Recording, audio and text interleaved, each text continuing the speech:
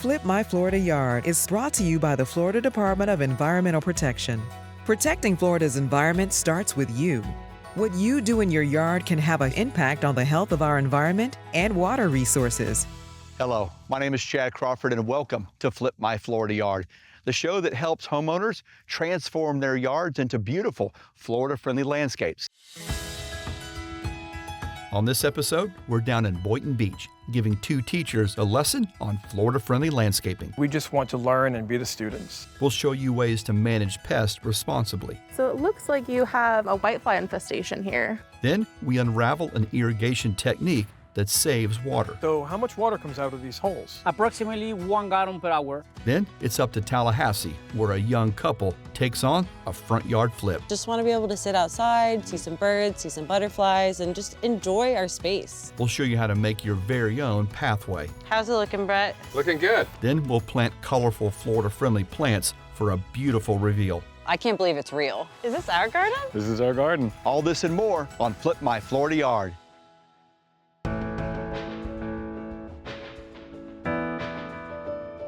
Our house is a little tiny house. We moved from places that didn't have yards, and now we have a front and a backyard, and we don't quite know what to do with it yet.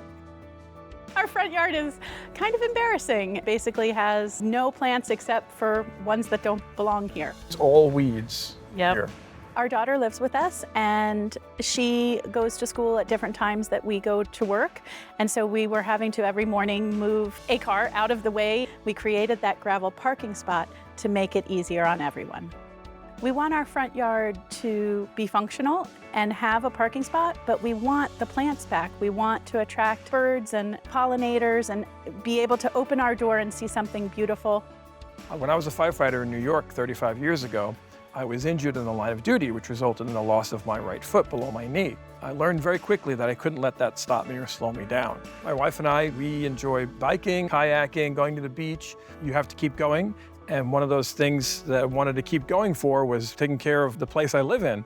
Having a Florida-friendly yard, it just makes complete sense. Jeff and Andrea, are you guys ready to start? We're so excited. We are so ready. Yeah, well, we have a lot of things to do today. Leading today's flip is a landscaping duo, Mauricio and Natalia from Nama Native Landscaping. When we first got to the Kings, the first thing was that there was pretty much nothing there, full of weeds. There was no color, nothing for pollinators. Also joining us today is University of Florida IFAS Extension Agent Emily Mora from Palm Beach County. We're focusing on 2 Florida-friendly landscaping principles: watering efficiently and managing our pests responsibly. Are you guys ready to learn today? We are so ready. For many years, we've been the teachers, and today we just want to learn and be the students. Everybody grab a tool and let's start working. All right. Mauricio's design calls for the removal of all the sod and the uprooting and removing of a row of pest-infested ficus trees on the side of the house. From there, a pathway will lead from the single parking spot to the front door and split off to the side gate for access to the backyard. These pathways will create 3 flower beds that will be filled with a variety of Florida-friendly plants and trees. Where the ficus trees once were, we'll plant a row of Florida-friendly plants for privacy. The first task, getting rid of all the weeds. For this, the crew uses a variety of tools to uproot, pile up, and haul off every last weed. Then it's time to remove a row of mature ficus trees along the edge of the Keen's property. To do this, we cut down the trees with a chainsaw, then cut major roots with an axe, wrapped a strap around the stump, and with the help of a pickup truck, we pull the roots out of the ground. So if you look on the underside of the leaves, let's see, oh yeah. You see all this kind of white powder right here? Mm-hmm.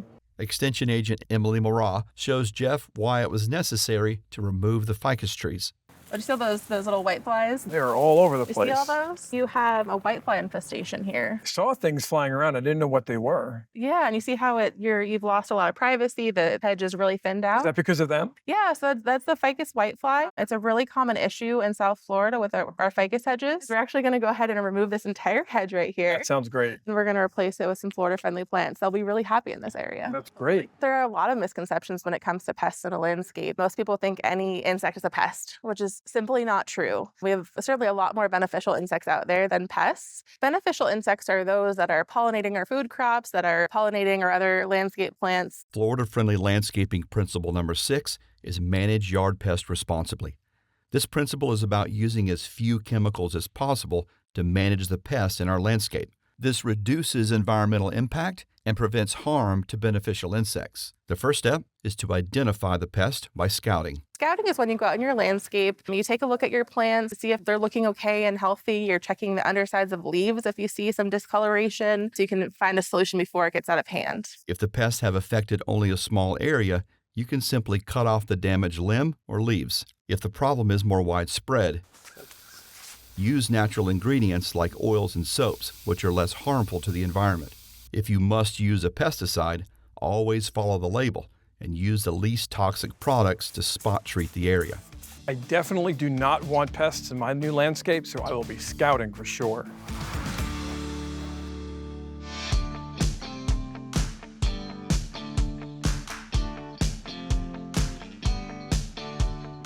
A major design feature is a pathway connecting the parking spot to the front door and to a side gate leading to the backyard. Pathways are super important to incorporate because they are our, way to be inside our garden. To build the path, the team from Nominative Landscaping first used spray paint to lay out the edge of the path. Looks good. Then they installed aluminum edging. This is important as it will help separate the path from the flower beds and it will create clean lines in the landscape. Next, they laid down landscape cloth to prevent the rock from sinking down into the native soil. With the edging and landscape cloth in place, all that's left is to fill it all in. I love the gravel aspect too. I think it looks really kind of Florida, kind of beachy, and it will serve the homeowner as well. They are putting us to work, believe me.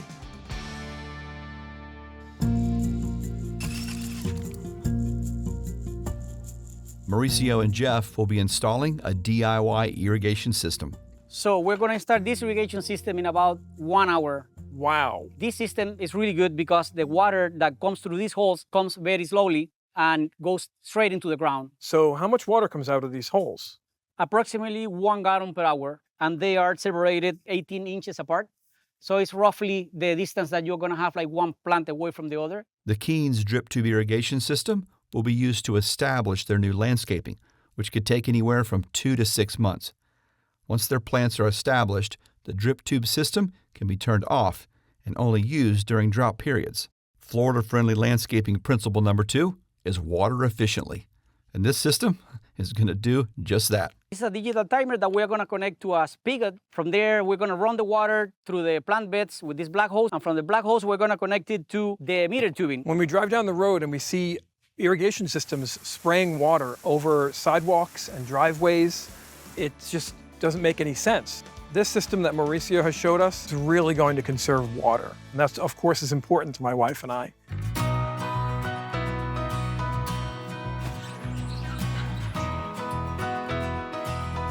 So I love at the Keen's residence that we're going to be using Melaleuca mulch. So Melaleuca mulch is actually from Melaleuca trees, which are an invasive species in Florida. Mulch in general is great because you're conserving soil moisture, you're preventing weeds, and you're kind of adding back to your soil. So by using Melaleuca mulch, we're reducing the population of the invasive Melaleuca trees that are in the environment. So we installed today over like 100 different plants. Aren't you excited? I am so excited. So let me show you one of the plants that we selected for your yard. And this is a beautiful seaside ageratum. It's gonna grow about 30 inches tall, blooms mostly year-round, very drought tolerant, which is another reason we selected for your landscape here. So one of my favorite plants is the pineland croton. It's a beautiful plant that has these like silvery undertones. It's gonna grow about like waist high. It takes trimming and pruning very well, and that's one of the reasons we also use it a lot. I love the flower. It has a really nice fragrance. Does it attract any special pollinators? It does. This is the host plant of the Bartram hairstreak. Wow. So lastly, we have this beautiful tree. This is a satin leaf. I think it's like an amazing addition to your front yard. It grows about 20 to 30 feet tall. It produces a nice little flower. This could be one of like birds' favorite plants. You know, the fruit they really like it. So you're gonna see a lot of birds here. We love birds, so that was one of our biggest goals. The satin leaf is now going to be the star of our front yard. To replace your ficus hedge, one of the things that we wanted to do is like add as much variety as possible. To replace the pest-ridden ficus trees, Natalia chose a combination of Florida-friendly plants that are resistant to the whitefly. They'll also provide habitat and food for birds, and once established, will create a natural-looking privacy hedge. The old bushes were an eyesore, but these new ones are going to serve their purpose both environmentally and aesthetically. Okay, Jeff, I just turned it on. Let's see if it's working. All right. Yeah, you see? Here's your water. You were right. That was 1 hour. Mm-hmm. Good job. Jeff and Andrea, they've been like a dream to work with. They're not scared to get their hands dirty. Everybody, even playing their little part, is working together as a team to make something beautiful in the end. We just can't wait till see the final product. You can tell they're going to be taking care of that yard, and they're amazing students. Before, this yard was nothing but weeds, pest-infested trees, and a random parking spot. Now, the Keens front yard is Florida-friendly and ready to attract wildlife. And the parking spot? Well, now it fits nicely into the landscape. We replaced the ficus trees that had whiteflies with plants that are more resistant to pests. A mix of Florida-friendly plants will attract pollinators and provide birds with food and habitat. The new beachy gravel pathway is functional, but will also draw the Keens out to scout and to enjoy their new landscape. The drip tube irrigation system will deliver water directly to the plant's roots, and it'll save them some money on their water bill. Additional features include a bird bath and 2 Adirondack chairs for the Keens to kick back and take it all in. So what do you guys think? I think it's amazing. As I look around, I see the pathways to get to and from our vehicles, surrounded by beautiful plants. We've seen birds come in to check out our space already. We had a great day. Unreal what we got done in one day with your help. And we can't thank you enough. Just the knowledge that Emily and Mauricio and Natalia have shared with us, it's just amazing. And we are so grateful. It's just beautiful. Awesome. We are so grateful for your ideas and for all of your help today. Yes. Our front yard used to be a place we avoided because there was nothing to look at, nothing to be excited about.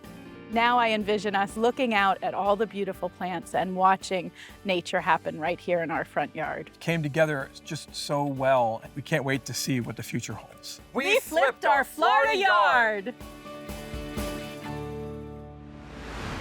Okay, so you got Jeff, he's a retired firefighter. They're both science teachers, and now they have a recognized gold Florida-friendly landscape. I don't know, I'd have to give the Keens an A+++. Our next flip takes us to Tallahassee, where we meet a young family with big dreams for their small front yard.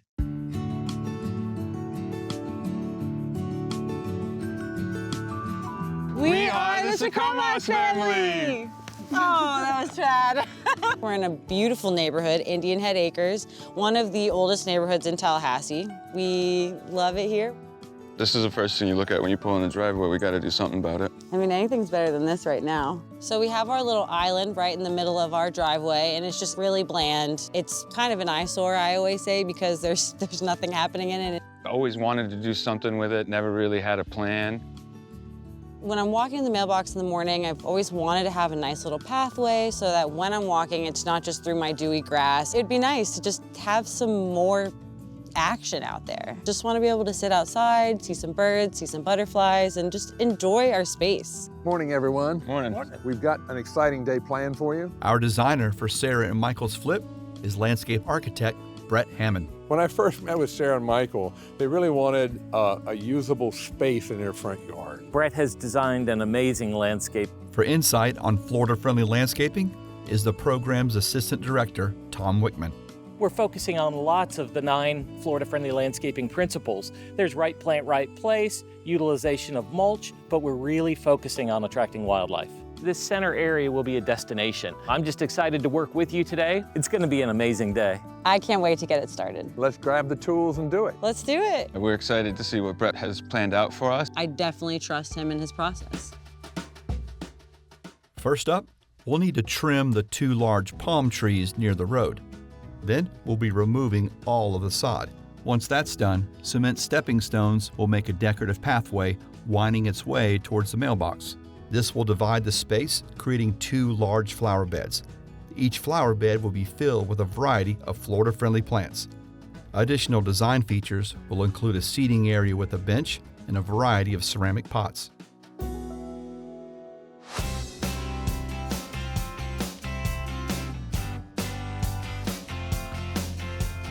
The biggest issue today was the site prep, and that's removal of the sod, and there's a lot of it. You need to get underneath the physical sod to begin with, and then Sarah, if you'll put it below, yeah, and pull. There you go. Yeah, look at that nice soil. To help speed up the removal of the grass, a crew came in yesterday and used a sod cutter that cuts the sod's roots.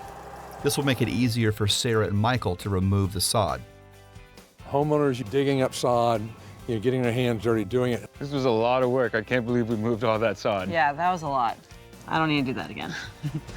See you later, sod. With the sod removed, it's time to map out the path, which is one of Brett's central design features, and will define the 2 main flower beds. The gravel pathway will continue with the stepping stones out to here. A garden hose is a great DIY design tool. It allows you to visualize long, curved landscape elements like pathways and flower beds. The hose represents the outside edge of the proposed walkway. This is kind of how I've got it laid out. So what do you think? I like that it's not a straight path, but I would like to see this hose kind of come out a little bit more. We pulled out the garden hose, and it was super easy because we could adjust it, do whatever we wanted to. Yeah, very resourceful. Sarah, would you like to do the honors? It's a paint striper, very simple. All you have to do is hold it down, pull the trigger, and it will shoot a spot of paint. Oh. So you kind of want to follow the hose and do spots along the line. How's it looking, Brett? Looking good. Can we get a spray can? Yeah. It was really fun. Could make a lot of stuff in the yard with that thing. To create the actual physical walkway, we're using an aluminum edging. It's got interlocking corners so that we can, as we make the bends, we have smooth, round transitions. That's critically important because it defines the edge of the walkway and will contain the gravel. You need to go out a smidgen. You're doing a great job. Thank you. We work well as a team. Yeah. All done? All done. Looks pretty good. You look good, Brett? It looks good. I like what you guys have done. You've done a nice job. I think we're ready to go. Learning a lot so far and halfway done to a pathway. Sarah and Michael have 2 really nice palms in this circle area that we were landscaping. They needed a little bit of pruning. The most important thing is we don't want to over prune our palms. It's really important to disinfect your pruning instrument, whether it's a saw or a pruning shear or lopper, between moving from tree to tree so that we're not transmitting diseases. Number 2, we're going to make sure not to over prune. So ideally, we only prune brown fronds off of palms. If we are pruning them up a little bit, we never go past this imaginary line of 9 o'clock and 3 o'clock. We don't want to over prune our palms. Now that the pathway is defined and the edging in place, Sarah and Michael use a metal rake to level the surface. And then they'll use a handheld tamp to compact the soil. After that, a weed barrier will be installed. It's really important whenever you're using any sort of rock that you put an underlayment underneath. Some sort of weed barrier or fabric. That'll keep the gravel from settling into our sandy soils and keep the weeds down as well. So what you want to do is get those spaced out with about 8 inches in between. Looking good so far. As they lay out the concrete tiles, This one is a little wobbly. this is a good time to walk on them to check for stability. We've got the filter fabric down. We've got stepping stones in place. Let's grab some gravel. I've wanted this pathway so badly. I just want everything to look right and perfect. How high do we need to fill this gravel? I would level it. You want it to be about level with the actual physical paver itself. Hey, we built a path today. Yeah, we did. A large part of the planting design that goes into putting the right plant in the right location. You want all the plants to have similar watering requirements, similar sun, shade requirements. You cannot put a plant that loves shade right next to a plant that likes a lot of sun. So it's the right plant in the right place. You'll notice the pink lines. What I've done is laid the bed lines out, and now the fun part begins. Now we get to actually physically place the plant materials. Brett has created zones for categorizing the plants with their similar needs. Both sides of the path? Both sides. Okay. Both sides of the pathway. Yep. Yep. There are so many plants, and I have no idea where we're gonna fit them all, but I love it. The majority of this landscape is very easy to maintain and won't take a tremendous amount of care once it's established. Okay, guys, let's everybody back up. Take a quick view. I want to outline what we've got. This is the first time you've kind of seen it come together. We've got a lot of stuff out here to place. Yeah. And as we get it placed, you'll see it begin to really take shape. There's a lot of stuff that will surround the actual driveway itself and start creating an outdoor room. I had no idea what it was gonna look like before, and it's really coming together now. That might be a little too deep. Tom said not to put these below the level they're already in the pot, so let's fill that back in. Put a little bit more dirt in. Oh yeah. Too deep. I feel like in my past I might have been putting stuff a little bit too far in the ground, and maybe that's why they didn't do so great. How's that look? Great job. Attracting wildlife principle is so important. There's a lot of benefits from adding a butterfly garden to your landscape. Butterflies are pollinators, and so having more pollinators is always a good thing in our landscapes. But you know, there's the beauty. We're increasing the number of varieties of plants we have. We're increasing the number of animals and pollinators that we're bringing in. It's a win-win for this landscape.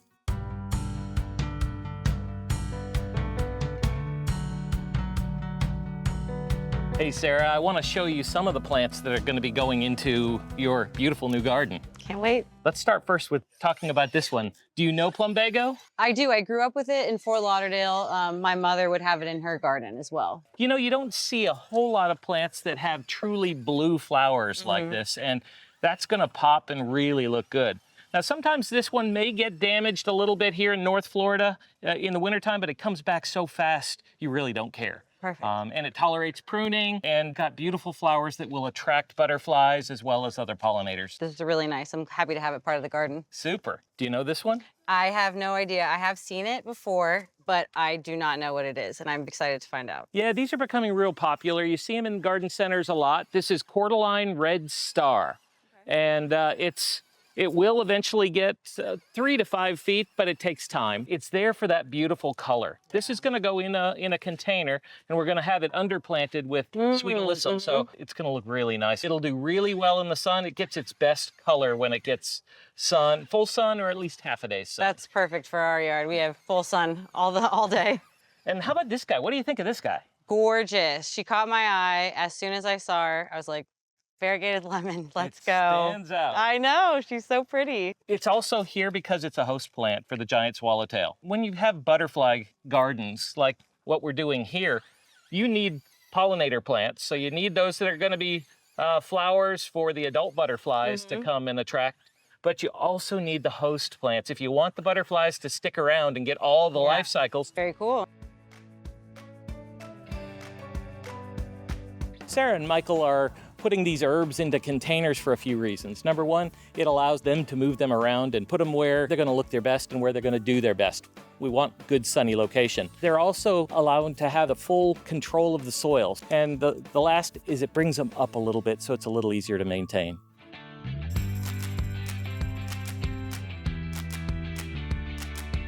You have mulch in your beard. You have dirt all over your face. It has been a lot of fun working with the homeowners. These owners have really stepped up to the plate, participated throughout the process all the way. You know, I'm so excited the way this has turned out. Brett has an amazing design. We've had homeowners that are so passionate and excited. I really think they're going to utilize their landscape, and I do think that they're going to set the example for the neighborhood.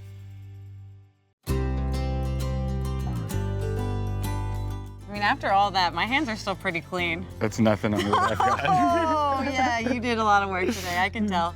Before, this yard was just a patch of grass. We flipped our Florida yard. Now, it's a recognized silver Florida-friendly landscape. and soon we'll be full of biodiversity. Over 150 plants will help attract butterflies and pollinators. The new pathway draws you into the landscape as it winds its way to the mailbox. And a garden bench surrounded by container plants adds aesthetic appeal to the landscape. Michael, Sarah, what do you think? I've wanted to do this for so long, and it looks amazing, honestly, Brett. I couldn't have asked for anything more. This area is really gonna just brighten every part of our life. It has so much character now, so much potential, and it's just a great place for us to spend our time. And you stop to think the effort you all put in this yard today, it's gonna get better over time. I honestly can't believe we got it all done in a day. Can't wait to see some hummingbirds, some butterflies. The springtime is gonna be gorgeous. I can tell you what I'm really looking forward to is sitting on that bench and just taking all of this in. It's your garden.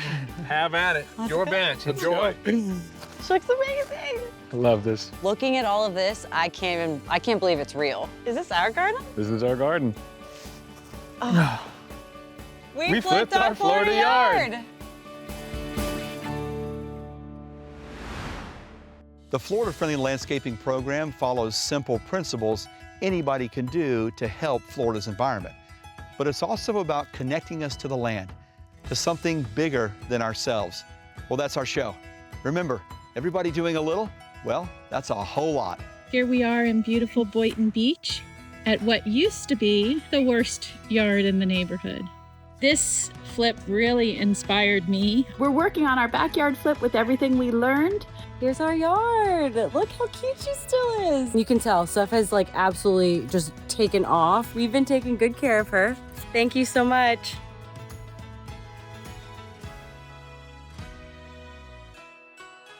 Flip My Florida Yard is brought to you by the Florida Department of Environmental Protection.